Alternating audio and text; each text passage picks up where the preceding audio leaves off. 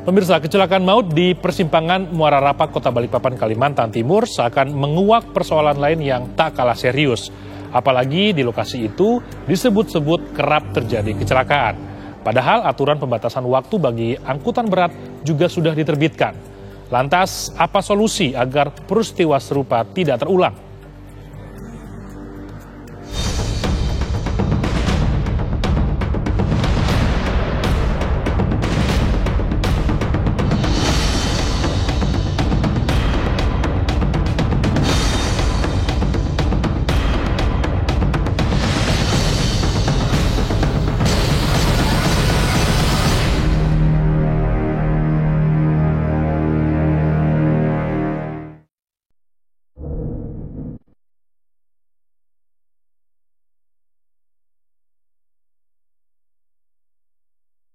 Jumat pagi 22 Januari 2022, lalu lintas di persimpangan Muara Rapak, Kota Balikpapan, Kalimantan Timur tengah mengawali kesibukannya.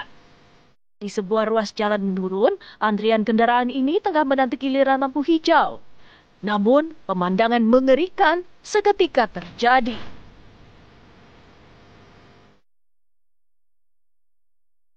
Truk besar berkelir merah itu hilang kendali, menyapu 6 mobil dan 14 sepeda motor di depannya. Truk itu mengangkut muatan kapur pembersih air seberat 20 ton.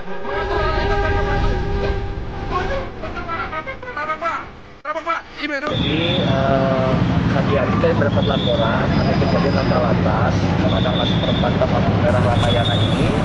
Dari arah atas ada sebuah truk kontainer yang sementara ini informasi yang kami terima adalah mengalami remblong. Ya. Kemudian pada saat kendaraan yang sedang berhenti lampu merah akhirnya tertutup. Ya.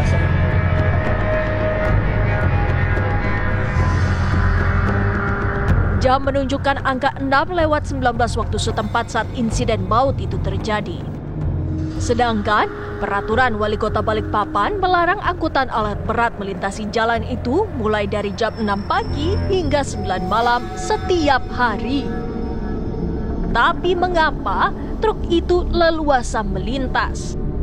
Bukankah semestinya ada petugas yang berjaga? Apalagi di ruas jalan itu disebut-sebut kerap terjadi kecelakaan karena kontur jalannya menurun. Ke depan ini kita akan cek seluruh perusahaan yang mengoperasionalkan trailer, yang terutama operasionalis di jalan-jalan utama di Balikpapan, di Samarinda.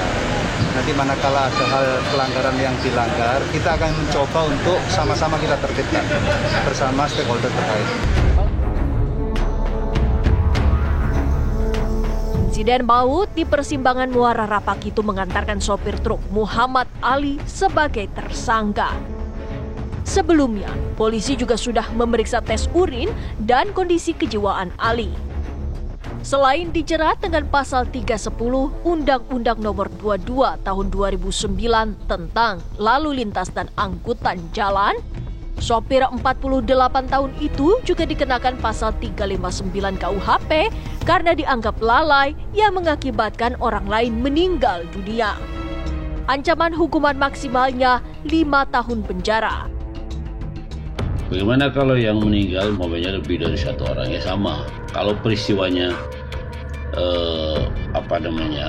terjadi sekaligus atau pada saat yang sama atau bahkan sejenak setelah peristiwa itu mobilnya beruntun gitu ya, maka proses pengenaan perkaranya atau proses pemeriksaan perkaranya itu dijadikan satu. Nah, karena itu kemudian berapapun korbannya, ya satu orang atau dua orang atau berapapun, pasal yang dilanggar adalah tetap pasal 359.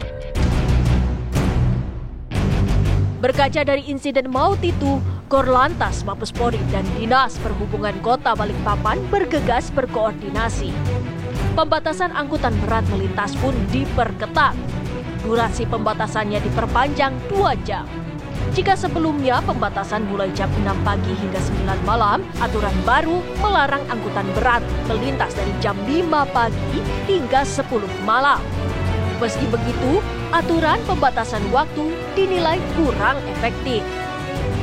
Solusi lain yang digaungkan yakni pembangunan jalan layang atau flyover. Namun untuk mewujudkannya butuh restu banyak pihak. Kalau flyover itu tujuannya satu, kembali kepada faktor kelancaran gitu, atau juga untuk menghindari terjadinya kemiringan yang sangat tajam dan mengalihkan pergerakan itu ke arah atas. Dan memang dengan adanya itu persimpangan atau perlintasan traffic light itu tidak digunakan lagi.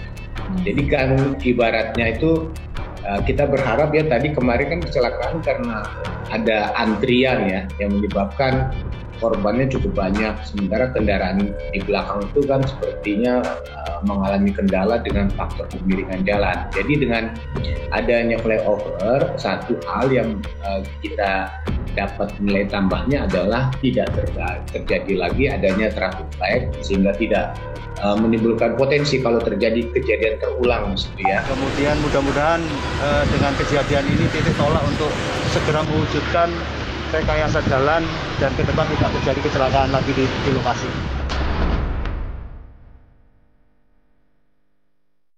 Belakangan korban kecelakaan truk di Kota Balikpapan yang dirawat di rumah sakit terus bertambah. Jumlah korban luka berat berjumlah 4 orang bertambah menjadi 11. Sementara luka ringan 10 orang dan korban meninggal dunia 4 orang. Cairullah, warga Cilacap, Jawa Tengah, salah satu korban meninggal dunia itu telah dimakamkan di TPU Cikento, tak jauh dari rumahnya di Desa Gunung Simpi. Jadi termasuk yang 4 yang meninggal, kemudian ada 5 yang bisa rawat jalan, nah sisanya itu dirawat inap. Jadi yang satu yang kritis, kemarin satu masuk ICU kritis karena ada patah pada, hancur lah pada lengan kanannya, kemudian ada trauma juga di perut. 4 yang sudah dioperasi. Yang 4 lagi ini menunggu jadwal. Apakah diobservasi nanti bisa operasi lanjut atau ada perawatan lain.